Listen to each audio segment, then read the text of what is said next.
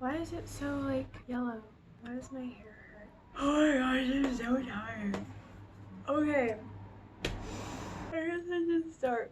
Hello, everyone, and welcome to Tired Science. It's like drunk history, except we're not drunk. We're just very tired.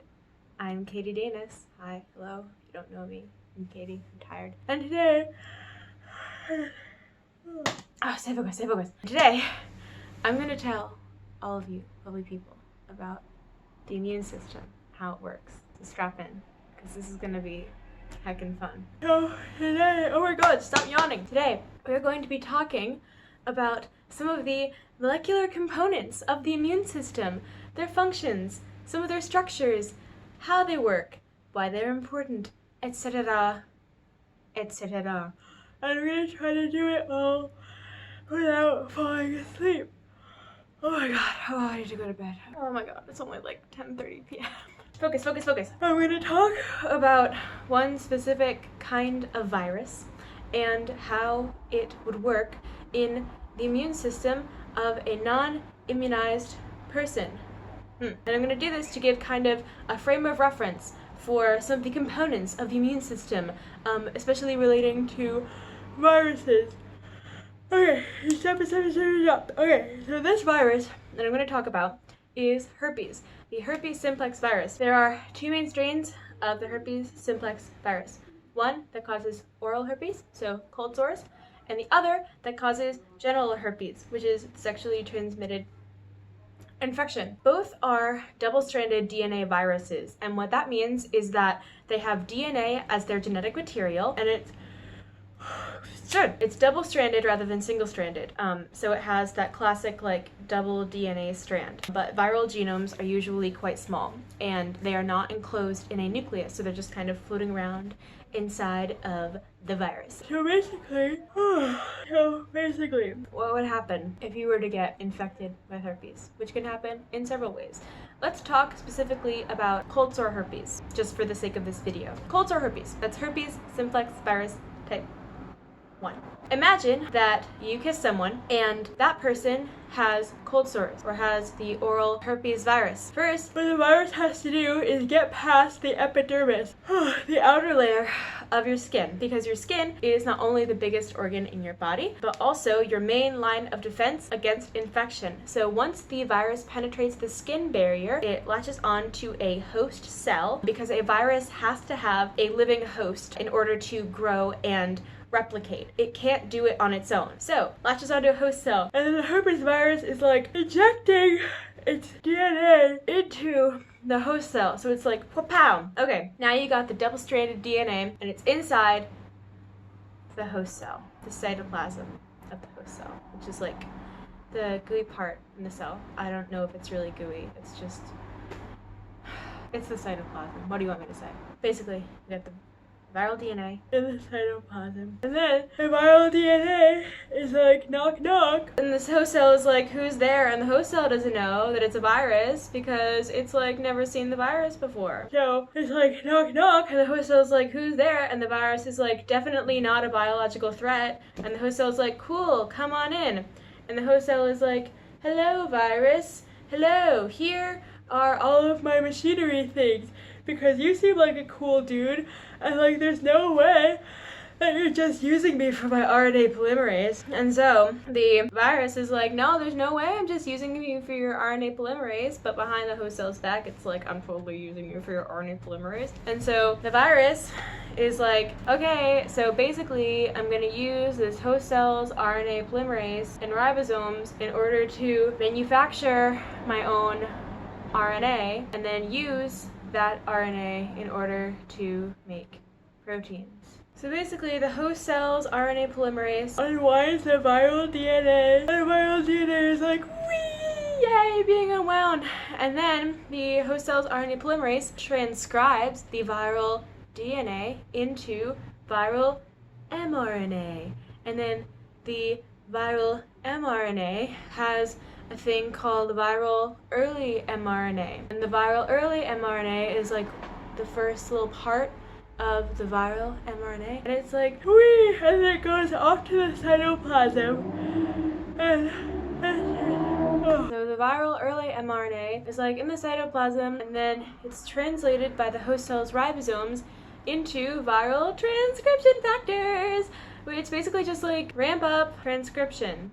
That's why they're called transcription factors. And they're gonna be kind of important later, because then we have the viral late mRNA. This is like the last part of the transcribed viral mRNA. And then the viral late mRNA is basically like, yo, viral transcription factors, like you gotta get back here because my dude, we gotta like be translated into proteins.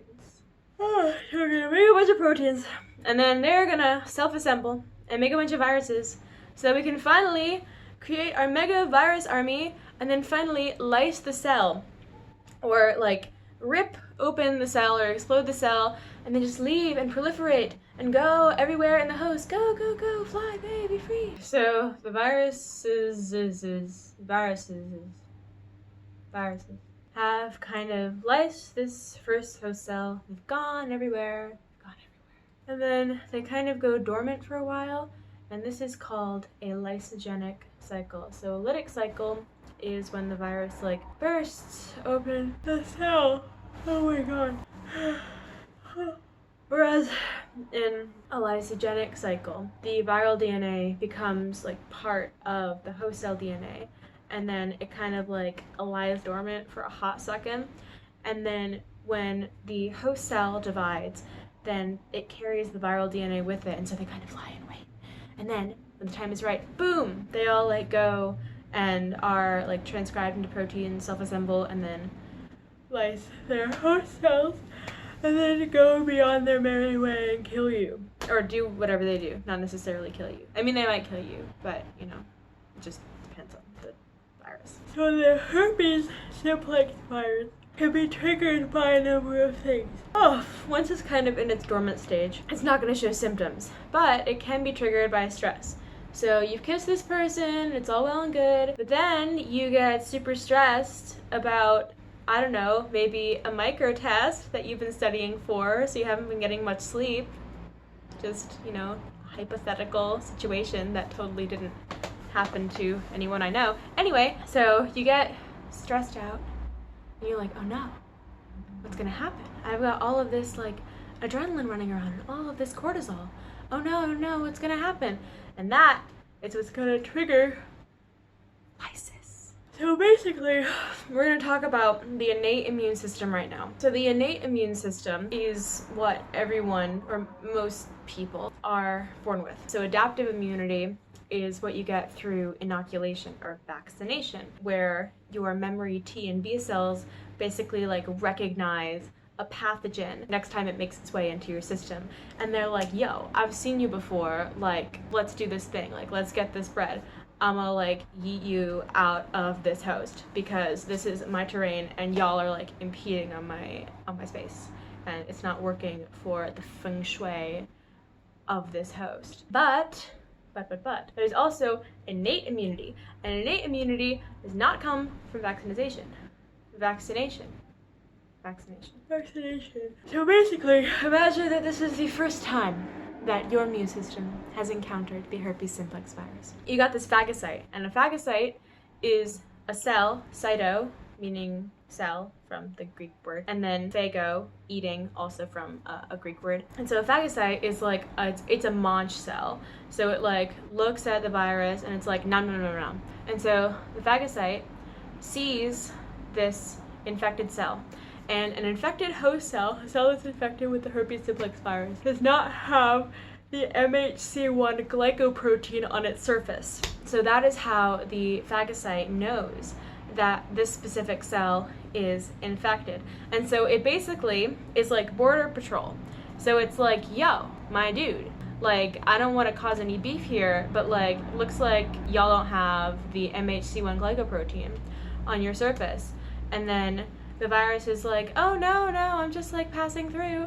And then the phagocyte is like, nah fam, pretty sure like you're an invader, and so I'm gonna have to alert the rest of the team. And so it's like, yo, B cells, y'all gotta get in here.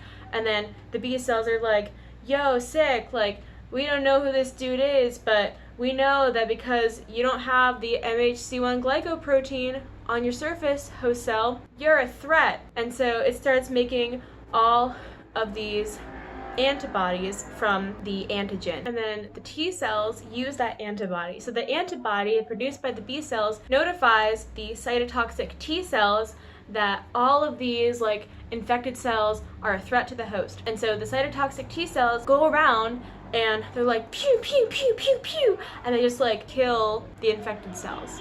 And then you got these other, will you please stop honking? People yelling on the street. Don't they know that I'm trying to like teach people about the immune system? Like, honestly, can you not? Anyway, you got the cytotoxic T cells and you got the natural killer cells or NK cells. And the NK cells also recognize the lack of the MHC1 glycoprotein on the surface of infected cells. And so they also poke holes or perforate these infected cells so they die. And so you got all of these different kinds of cells of the innate immune system working together to get rid of this virus. So that is the response of your immune system of a non-immunized person to a double-stranded DNA virus, in this case the herpes simplex virus. There isn't an approved vaccination for the herpes simplex virus that I know of, but if there were, then it would allow for the formation of memory T cells. The previous exposure to the herpes simplex virus through the vaccination would have allowed for the formation of memory T cells. And so the next time that you like made out with someone with cold sores, or you just share a glass, I don't know, it can exist on for a short period of time on fomites, which are like basically inanimate surfaces, so like water glasses, bed sheets, what have you. Next time that the herpes simplex virus makes its way into your system, your memory T cells would already produce antibodies complementary to those surface antigens. And so basically your immune system would already be armed to take on this invader. Yes, I don't claim to be an expert on any of these things. Once again, disclaimer. So I don't know about possible immunizations for the herpes simplex virus. And again, this is just a very, very cursory overview of how the immune system works. It is so much more complicated than this. And this is only for a very specific double-stranded DNA virus. So you can have RNA viruses, you can have like single-stranded RNA viruses, you can have viruses that have both RNA and DNA as their genetic material, and then if you have a bacterial pathogen, that is a whole other can of worms. But I hope that this video was somehow useful to you if you, like me, are trying to do well in microbiology. Thank you very much for tuning in to this sleep-deprived video, and I'm gonna go to bed. Yeah, that's what I'm doing. Good night.